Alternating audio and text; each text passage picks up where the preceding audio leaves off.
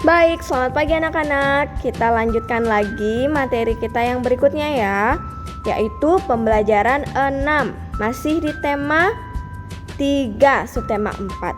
Nah, di sini kita akan belajar tentang menulis cerita tentang kegiatan pada malam hari.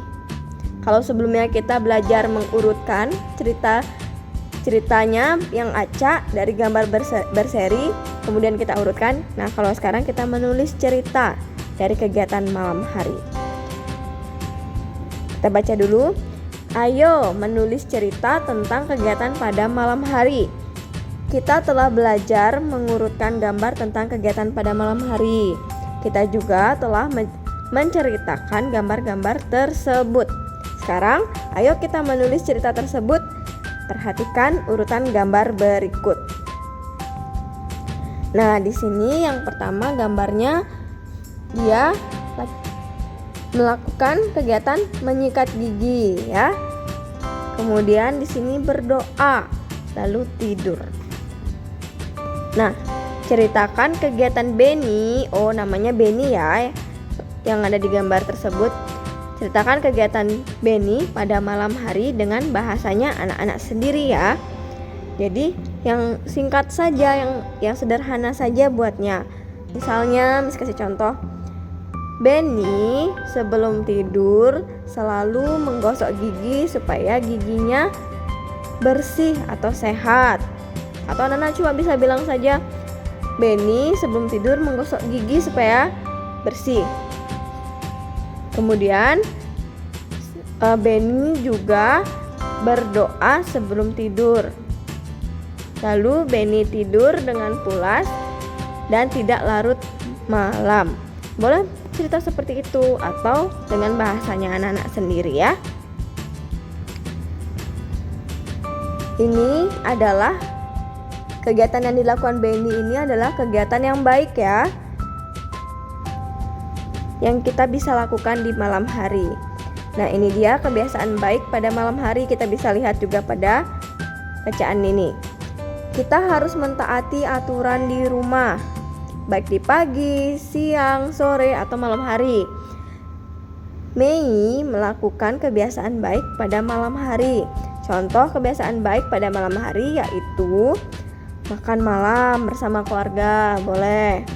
Menggosok gigi sebelum tidur. Merapikan buku pelajaran.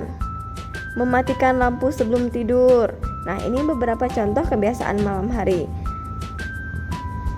Nah, ini tidak perlu anak-anak buat karena sebelumnya anak-anak sudah buat ya portofolio membuat kebiasaan di malam hari. Sekarang kita sama-sama yuk baca percakapan Nina dan Ibu. Kita coba ya.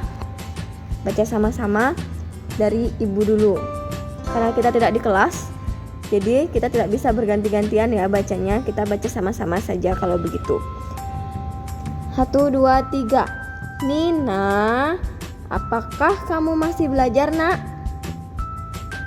Masih, Bu. Sebentar lagi Nina selesai. Ayo segera tidur agar Nina bisa bangun pagi besok. Baik, Bu. Nina gosok gigi dulu ya, Bu. Ya, menggosok gigi akan membersihkan sisa makanan dan mencegah gigi berlubang. Ya, Bu. Jangan lupa mematikan lampu, Nina. Lampu dimatikan agar kamu bisa tidur nyenyak.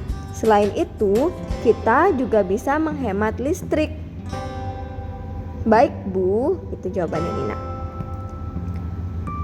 Nah, pada percakapan antara Ibu dan Nina terdapat kebiasaan baik pada malam hari, yaitu mematikan lampu sebelum tidur.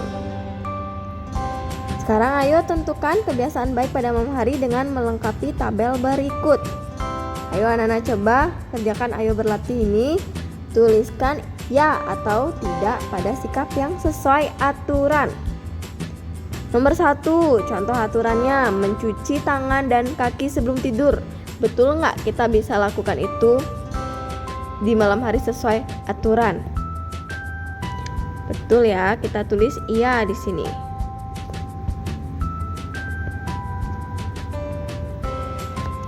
2. Menyiapkan buku pelajaran sebelum tidur? Boleh ya. Bermain nomor 3. Makan malam bersama ayah dan ibu. Benar. Bermain sepak bola di lapangan?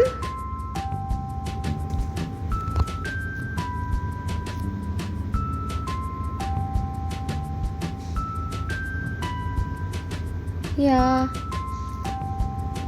Mengganti seragam dengan pakaian rumah? Betul.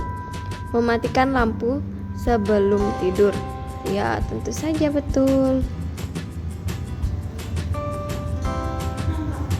Nah, jadi ternyata semuanya sesuai aturan ya. Untuk yang nomor 2 ini, menyiapkan buku pelajaran sebelum tidur, mungkin ada yang tidak, ada yang iya. Jadi anak-anak bebas ya, boleh iya atau tidak, tergantung kegiatannya anak-anak.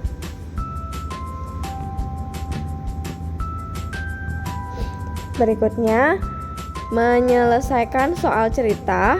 Tapi soal cerita ini tentang penjumlahan dan pengurangan. Nah, langkah-langkahnya bagaimana?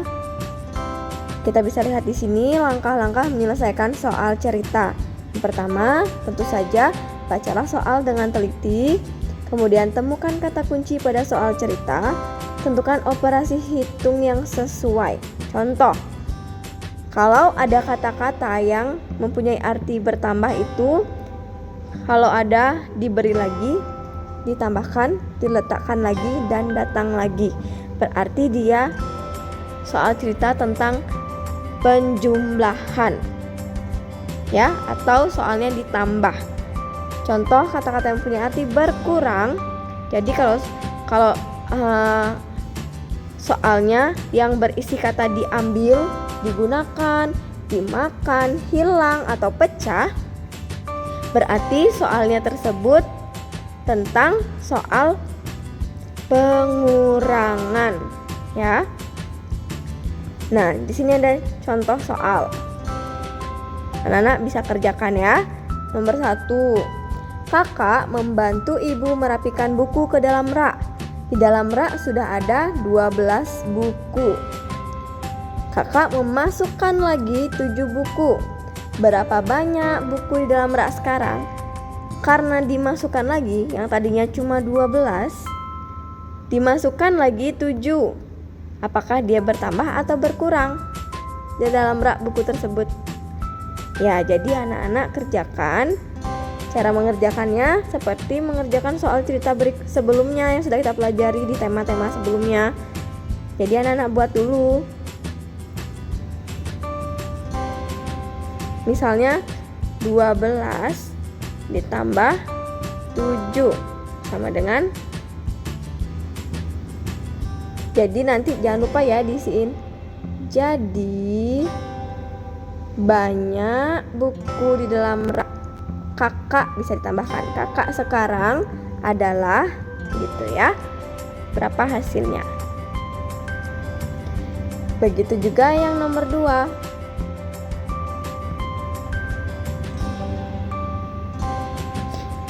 Setelah itu baru kita mengerjakan evaluasi subtema 4 sebelum kita lanjut ke tema 4 ya.